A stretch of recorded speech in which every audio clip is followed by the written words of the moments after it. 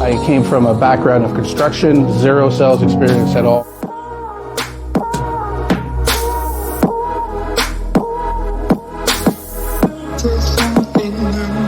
The other great thing about Family First Life is the sharing of knowledge. No one guards knowledge here. Hey everyone, this is Tiffany Gruenberg with Family First Life Cascades. Welcome to our podcast, The Climb, where we talk about tips and truths about selling life insurance. And this is Dan Gruenberg, Tiffany's better half. It's funny. So just a little bit of background on us. If you guys don't know us, we run the business together. I've been at Family First Life for just over 7 years, and Dan has been with us for 4 years, right? Yeah, this is year 4. Excellent. So what we want to do today is just talk a little bit about the business itself and why we do what we do, all those kinds of good things. So a little bit, Dan, what's your favorite part of this business? That changes all the time. My favorite part in 2021 was producing at a high level, helping families. The byproduct of helping all the families that I helped is I made a lot of money, which is great. But my favorite part was helping the families, I guess. That favorite part now has transitioned into helping our agents become profitable. We really want to build an agency, grow and expand, blow up our agency, and the only way to do that is to make sure that our agents are becoming profitable. That is my new favorite part of what I do. Awesome. And I think one of the things that Mike taught me early on was, are you talking about what you do enough? Because if you're not, and you're just going out and doing, kind of the blocking and tackling, where you're going out and helping families and you're coming home to your family, are you really doing this enough? Are you wanting to pour into other people? And if you're not, that might be a little bit selfish. And that stuck with me for a long time about the opportunity we have to pour into other people and really using that as part of your business. It is on every level. You don't have to do it by any means, but it's so much more rewarding when you have the opportunity to do that. So when you talked about your high producing year, like last year, obviously, what transitioned for you because you weren't producing at that level? What was that mindset change that happened for you to push yourself to the next level? Realizing, we talk about making sacrifices all the time, but I think people aren't strong enough, mentally strong enough, or have enough self-belief to actually make those sacrifices. Because I think people are afraid that if they make the sacrifice and it doesn't work, now they're missing out on the things that they want to do and they're failing in business. So ultimately you have to have that self-belief in yourself and then identify things you can do that are going to move you towards your goal rather than away from your goal. I would come up with an excuse to move away from my goals so I can make sure I can go to our daughter's softball tournaments. It was just an excuse for me to prevent myself from failing.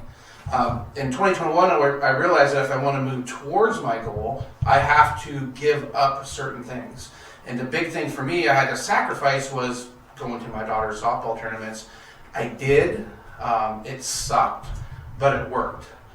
And the biggest takeaway from 2021 is you have to give up to go up. You have to give something up in order to reach your goals. Yeah, and I tell you what, I think that's a conversation that is internal, and so many agents out there are having it. I really liked, Dan, what you said about just the reality of why we don't sacrifice, right? We don't sacrifice because, like Dan said, if you sacrifice not doing something to do something else, and something else isn't as profitable or isn't as successful as you wanted it to be, then you missed out, or you feel like you missed out. That happens. I think, we talk about being soft a lot in this business because you have to have some rhino skin. We talked about that on our agency call the other day. You have to have some thick skin in this business. You have to be able to accept that you're going to hear no a lot. You're probably going to hear no more than you hear yes in this business. And I know... Not probable. Yes, 100%. You will hear no more than you hear yes. And who are you? Like, who are you as a person when it comes to hearing those things, are you the kind of person that, my favorite Matt Smith saying ever is fold like a taco? Is that who you are going to be? Or are you going to go out and make those changes and make those sacrifices and push yourself to find the success that you're reaching out for? Because, I tell you what, soft people don't work, right? They just don't. They don't work to help families. They don't work to help their own family. And really, when you come into this business, you got to get tough. What do you think when you are helping agents and you have to have that conversation because they're struggling or they're fighting their own demons? What does that conversation look like? Like, how do you push them to get thicker skin? How do you do that? To me, a lot of it is mindset from the beginning. Coaching mindset, mentoring mindset. You're going to fail or succeed based on the 6 inches between the ears. So mindset and proper expectations is key. You have to know, Tiffany and I have done a really good job, all of the other top producers around the country, they know what it takes to win. Okay, so we now have to duplicate that and coach and mentor that on the folks. And how we do that is through proper expectations. So they know what to expect. They know that if we talk to 100 people, we're only going to help 3. And we need to get that 97% out of our life as quick as we can and focus on the people that we helped. The other thing that I coach people a lot on is the struggle makes us better. Okay? Yeah, the struggle weeds out the weak people. Okay? The weak people are never going to move forward anyways because they can't handle the struggle. The agents or business owners or people in any industry that excel, they realize that the struggle is powerful. The struggle helps them move forward.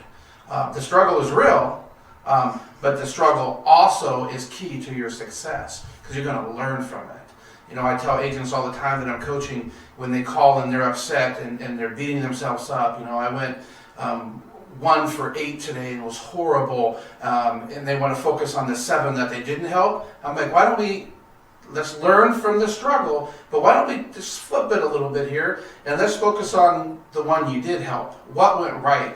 How can we build on that? And then expand from there. Again, it's all about, you have 2 choices. You can move towards your goal or away from your goal. Towards moves and away moves. I choose to take the towards moves. I want to move towards my goal, not away from it. It's hard. As humans, we don't do that. Naturally, we go negative. Yeah. And that's, speaking of negative, it's like, we mentioned our kids they all play softball. We have 3 beautiful, amazing daughters.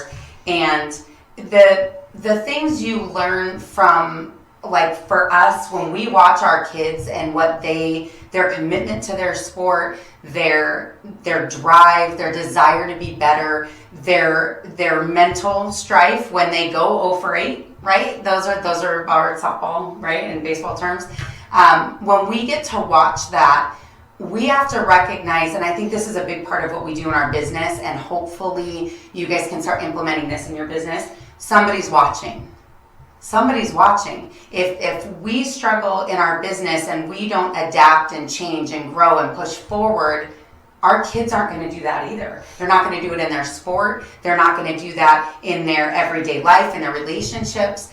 And this business, I think for me especially, has taught me so much about what I can teach other people, including our kids. I know at home, watching the girls, when Dan would come home last year after, being out in the field for 12 hours and doing everything he could to hit his goals and to help as many families as he could, the girls were vested. They were asking, like, hey, Dad, how many families did you help today? Like, how was your day? What happened? How do you teach? Because that was huge for me when I started. You guys as a family were like, go, Mom, go do what you need to do. Find what you're looking for. Help as many people as you can. And there was 100% buy-in at home. How do you talk and how do we help people get that buy-in at home? I think you're really good at coaching that too. Open communication. The first step is I have to get to know them. I need to know them on a personal level. What's your spouse's name? How many children do you have? What do your kids do? Are they active? Do they play sports? Do they not play sports? Are they into more academic things? So I can understand the dynamic of that individual's home life. And then what they need to do is they need to get buy-in from everyone around them. If they tell me they want to be a top producer and produce at an extremely high level and build an agency, I'm going to let them know clear expectations, what they need to be doing. Okay, you need to let your family and your loved ones know you're not coming home 7 days a week for 10 to 12 hours a day. Okay, if that's your goal, I'm going to help you get there, but you have to lay that out clearly, get the buy-in from your family, let them know that you're going to front load your career, work as hard as you can for 18 to 24 months, lift your head up, and hopefully you're somewhere where you want to be. Mm-hmm. On the same, or the flip side of that, Tiffany and I do a really good job of meeting people where they're at and getting to know what their goals are. If their goals is to do this as a side hustle and to only work on the weekends, we're going to help them be successful to do that as well. You know, this isn't a one size, or this is a one size fits all type thing. Okay, anyone can do it. Anyone can set their goals and we can help them achieve them. Okay, we're not saying we don't want you if you don't want to work 7 days a week. Okay, if you want to work 2 days a week and your goal is to make a certain amount, we're going to help you get there, and we're going to love you just the same.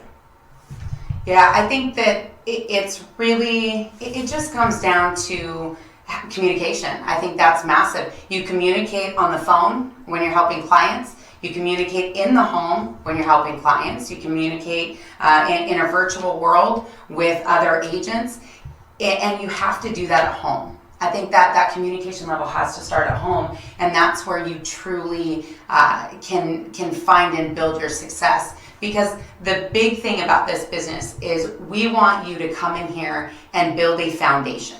We don't want you to come in and build a house of cards, because the wind blows hard enough, you're out anyway, right? So building from the base up, talking with the people that brought you into the business, mentoring, plugging in, getting on every opportunity that you have at Family First Life, and there are an infinite number almost of what you can learn and podcasts that you can join in, and all of the things available to you here will give you the foundation you need to sustain a true and real business that you can be proud of. We talk about pride a lot too in the business, and we are ultimately proud of everyone we've ever worked with and had the opportunity to bless in this opportunity, and all of the people that are coming into the business and those that we can help in the future, as well as all the clients we're grateful and blessed to help. But it is a climb. It is an everyday, one foot in front of the other, get up, show up, work hard, help families. That's what we do, and we love what we do. Yes, looking forward to getting on every week and helping as many people as we can as well. Thank you guys. Have a great day.